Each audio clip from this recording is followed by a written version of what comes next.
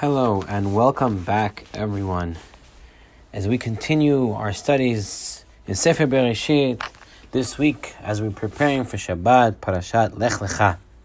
What an amazing Parsha, and Be'ezat Hashem, many amazing stories and lessons that we will learn from this week's Parasha. Let us begin as we look at Perek Yud Bet, chapter 12, Pasuk Vav, verse 6.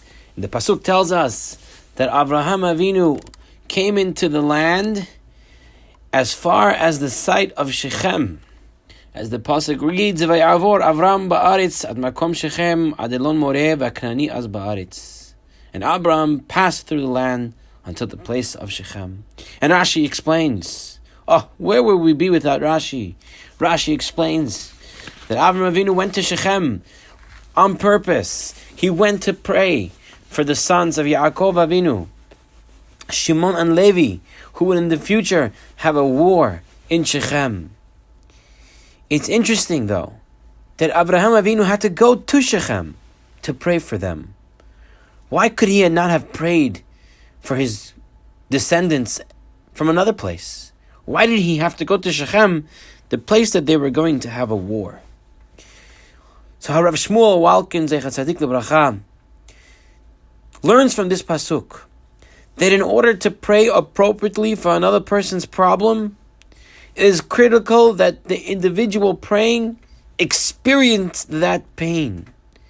Because true prayer for someone is the result of sensitivity, is the result and the essence of empathy. This idea is shown to us in numerous places in the Torah. Rachel Imenu, we know, is buried on the side of the road near Bet Lechem, not in Hebron, which should have been her rightful burial place near her husband. And the reason why she's buried on the side of the road? So that she would be able to help her descendants. When they would be exiled to Bavel, they would pass by her tomb and Rachel would go out onto her grave weeping. Why did Rachel have to go out of her grave to weep? She knew what was going on, but she couldn't. And she could have wept from her grave. But once again, we see that in order to empathize, one must observe, one must sensitize himself to the pain. You must really feel, you must walk into that person's shoes. Moshe Rabbeinu, he's growing up in Paro's palace. And the Pasuk says Moshe grew up and went out to his brothers and observed their burdens. And Rashi comments that Moshe went out to see their sufferings and grieve with them. It would have been so natural, so practical, and even so understandable for Moshe to remain secure in his palace and with all the comforts and luxuries that it comes with. He could have chosen to ignore his brothers, to say, I don't know them. But Moshe grew up, and he grew up in the same pasuk as where he went out, because growing up is growing out. Babies are all about themselves. Children, they're always thinking about themselves.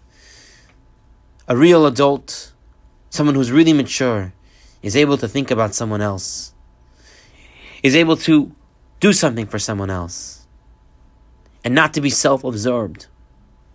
Avraham Avinu knew that Shechem was to be a place for punishment. He felt the evil in the air. The whole environment was full of it. But when he went there, he can feel it. And once he feels it, he can make it his own. And when it's his own, he can pray for it. A poor man once came to Rav Bonim Mipeshescha and asked him for a donation. Rav Bonim immediately gave him a considerable amount of money. As the poor man began to leave, Rav Bonim called this poor man back and gave him some more money. This poor man was overcome with curiosity. He said to the rabbi, why did you call me back to give me more money? And the rabbi, Rav Simcha Bonim Peshischa, answered, the first donation was in response to the pity I felt for you.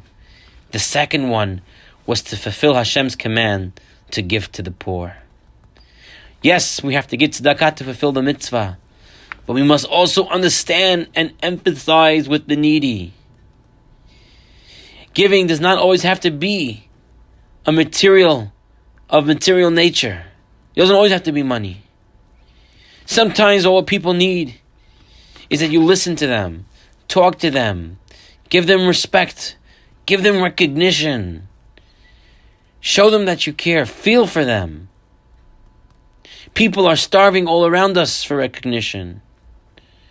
Depression sets into people when they're not recognized. It's easy to give a check, but does someone talk to the poor people? Does someone talk to the people who are having tough times? Giving them a kind word, giving them some chizuk. Maybe that's more important than the money itself. The great Rav Shraga Feivel Mendelovich, Zecher Tzadik Lebracha, the person who instilled Torah on these shores, and he was in charge of Torah Vedat. His constant question to his Talmidim was, what are you doing for Klal Yisrael? He said that if a person is not doing for Klal Yisrael, if he's only absorbed for himself, only worrying about himself, that in itself is a big, big, big problem. He encouraged his students, that the older students to learn with the younger students, the stronger students to learn with the weaker students, that they should all look out for each other. He once noticed 2 Talmidim carrying chairs to a classroom, and he asked one of them, who's this chair for? And the student said, for myself. He then asked the second boy, who's this chair for? And the boy said, for myself as well. Rav Shraga Feivel said, you see, you brought a chair for yourself, and you brought a chair for yourself. And all that you are schleppers, moving things. But if you would have brought a chair for him, and he would have brought a chair for you, you would have been doing chesed, and what a mitzvah that would be. It's important for us to remember this, Rabotai. To feel the other person, where they're doing, what they're holding at, and how we can really help them. In order to really help them, we have to feel what they're going through.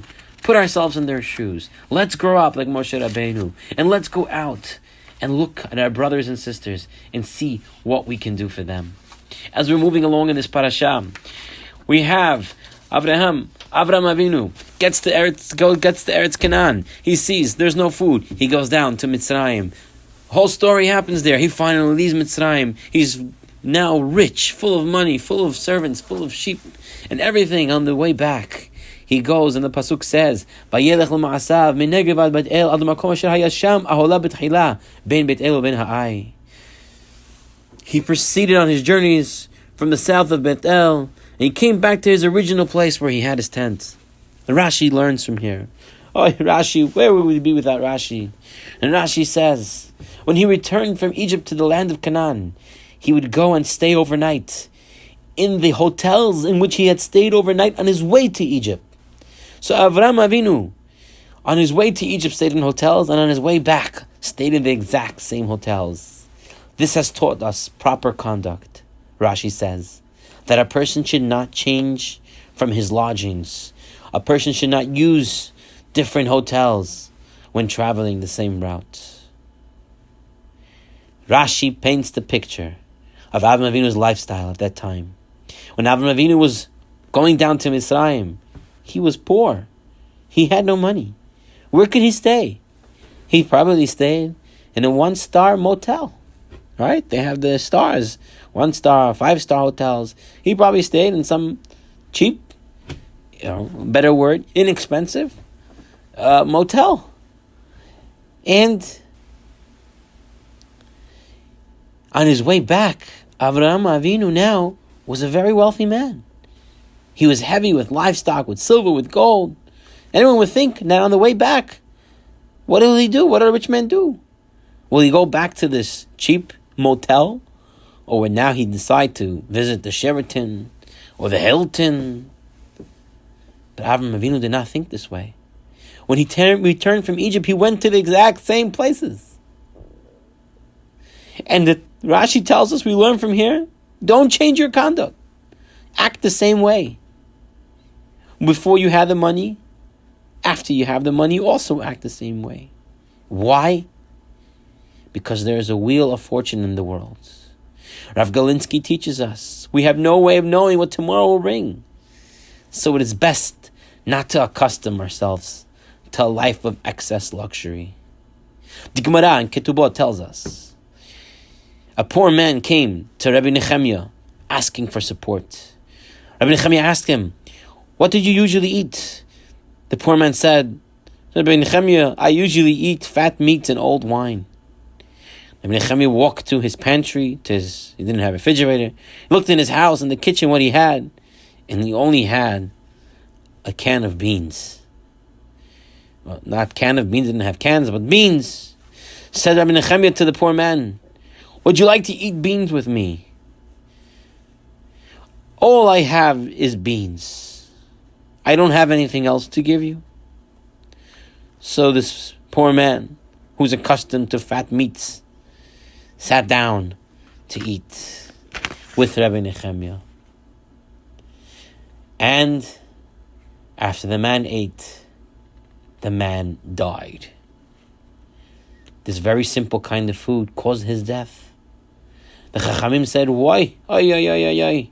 Look at Rabbi Nechemiah. He killed a man. The Gemara then says, no. Rabbi Nechemiah didn't kill this man. It's this man's own fault. He killed himself. He accustomed his body to eating only fat meats and old wine, and so spoiling himself. He is the guilty party. How come Rabbi Nechemiah, he can live on beans and not the other man? We accustom ourselves to so many indulgences, but there's no way to know what the future holds. Therefore, it is incumbent upon us to not become accustomed to excess luxuries. Rashi has taught us that a person should not change from his lodgings. Harav Galinsky shares a story. There was an important rabbi, and his community really loved him. But he always wore a simple coat and an old hat. And his home was very simply furnished. The members of the community decided that it wasn't respectful for their rabbi to have such a hat. And so they decided that they were going to get him a gift certificate to go to the hat store and buy a nice hat. And they came and they presented the gift certificate to the rabbi. And they said, Rabbi, we love you. We want you to walk around in an honorable hat. And the rabbi said, no, I don't need it. Thank you very much. I like the hat I have. The community said, Rabbi, please, we're doing it for your honor. If you don't want to do it for your own honor, do it for our honor. You're our rabbi. We want you to look representable. The rabbi said, listen, I don't want it. They said, why not? The rabbi sat down and said, listen, I know you guys want to do the best for me. But do you think that I never thought about changing my old hat? But let me tell you something. If I buy a new hat, how will my new hat look in my new suit? Silly. They say, Rabbi, you're right. We didn't think about that. We'll get you a new suit. You deserve it. He says, yes. But what do you think now? I'm in a new suit and a new hat. And I'm standing in my house with my wife. How could I walk around in new clothing and my wife is not? I have to get her a whole new wardrobe too. They said, Rabbi, you're right. We'll find the people to sponsor it. He says, yes. But I'll have new clothes and she'll have new clothes. And we'll walk into our house wearing our new suits and new dresses. And does our clothing fit our house? Our furniture is breaking. Our house is not up to par. You know what will happen? We'll have to get a new table, new chairs, new bookcase. We'll have to we have to renovate the whole house, new refrigerator, new kitchen, everything new. And how much will that cost? So people, my holy congregation, I appreciate the gesture, but I would like to keep my old hat because I don't want to go bankrupt. And I'm sure nobody wants to just payroll all that, bankroll all that. And Sir Galinsky teaches us one thing leads to the other, and you have to be cognizant of what's going on. We have to be smart about it. Rav Galinsky shares another important story on this same Rashi. Rashi has told us that a person should not change when he gets rich. Rav Galinsky shared a story. There was a man who was selling lottery tickets. That was a lottery in Poland once a year. He would sell tickets. He met his friend Yasla, and he told Yasla, buy a ticket. Yasla was a poor man. Yasla didn't want to buy a ticket. He wanted his dollar for himself. But this merchant seller, this lottery ticket seller of David, was, a lot of sellers there, convincing. And he convinced the poor Yasla to buy one ticket. He let him buy it on credit and to pay every month 25 cents. And the time went by, and came the day that they drew they picked the lottery to see the winning ticket. Rav David, the ticket seller, received a telegram from Warsaw informing him that the number he'd sold, one of the tickets that he sold, was the winner. He went through his books to see who won, and lo and behold, it was this poor Rabbi Yosela who bought one ticket for $1. It was the middle of a snowy winter night. But Rav David, the ticket seller, said, I have to go and tell my friend the good news. Oh, what exciting. How happy I'm to go and tell this. Go and tell him this. And so with the snow falling outside and the freezing bitter cold, Rav David plowed on. He finally made it to the poorest section of town. And in the most shabbiest of doors, the shabbiest of houses, he knocks in the middle of the night. Rav Yosef opens up the door. He leads Rav David into a little room, space of a closet. He says, brush off the snow from your feet. He says, what happened? Why'd you come here in the middle of the night? Rav David, so excited. He's so happy. He says, listen, I got big news for you. Yosef, Baruch Hashem, through me, you become a wealthy man. 3 hours ago, I received a telegram from Warsaw. You have won a huge amount of money in the lottery. Your days of being poor are over. Rabbi Yosela was silent for a long, emotional moment. But suddenly, a haughty look came over his face. And he said, David, I have a question for you. The whole world thinks me a poor man. But you already know that I'm rich. How do you have the nerve to knock on a rich man's door and disturb him in the middle of the night? How quick money changed that man. And how important for us to recognize that can happen and make sure that it doesn't. We're not saying to avoid luxury. We're not saying to avoid having a good time from time to time. But we're saying, don't get accustomed to it. Don't change your lifestyle and try to live a more luxurious life. Try to live life simple and enjoy the luxuries once in a while. But don't forget who you are and where you're coming from and where you're going to. Let's move on to our last lesson from this week's Parashah. Hashem comes and gives a vision to Avraham Avinu. Hashem took Abraham outside and said, gaze towards the heavens and count the stars if you're able to. And he said to him, so shall be your offspring.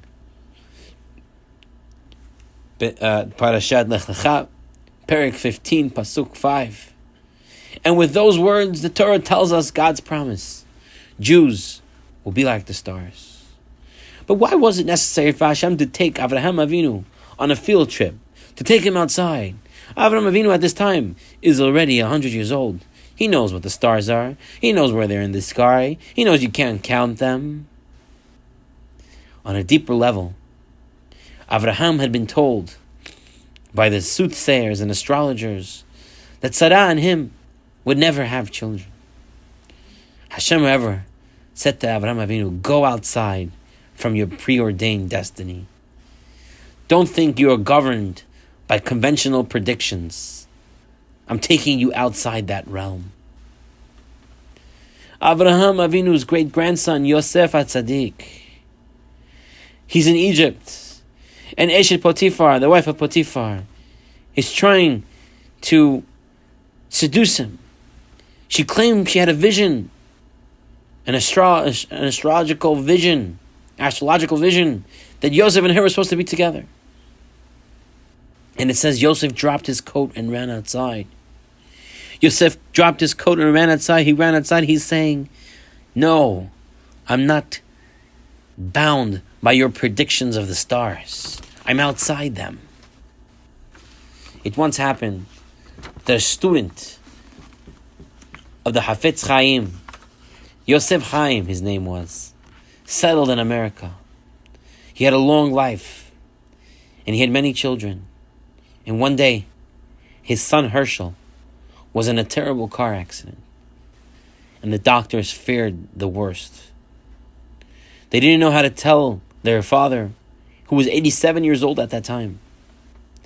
And so the hospital chaplain, Rabbi Shapiro, was asked to drive the old man to the hospital and slowly break the news to him. This would be the last time Yosef Chaim would probably see his son alive. When the chaplain broke the news to the father, the chaplain was surprised to see that the old man was indifferent. The chaplain said, maybe I didn't explain it to you, but it's really bad. Rabbi Yosef Chaim walked up to the bedside, saw his son connected to a maze of tubes as he was laying in the ICU, and said to the surrounding physicians and his family, I guess my son is not up to talking right now. I'll come back later when he can talk. The entire family was stupefied. They knew their father was a very smart man, even in his old age. Yet why wasn't he facing reality? The doctor said again, we don't think he's going to survive. At this point, Rabbi Yosef Chaim looked at the doctors and his family in that ICU room and said, you guys think you know the future, but I know that my son will be just fine. You know why? Because many years ago, when I was a student of the Hafetz Chaim was writing his books, and he asked me to read them and to edit them and to help him fix it. He was very appreciative of my efforts. And before I left to America, the Hafetz Chaim said to me, Yosef Chaim, if you remain faithful and Shomer Shabbat, I promise you that you will have a long life filled with nachas, and you will not lose any one of your children or grandchildren in your lifetime.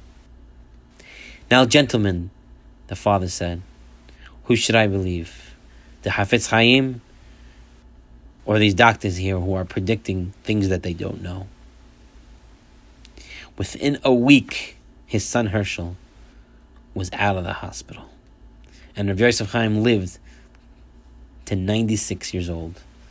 All his children and grandchildren outlived him.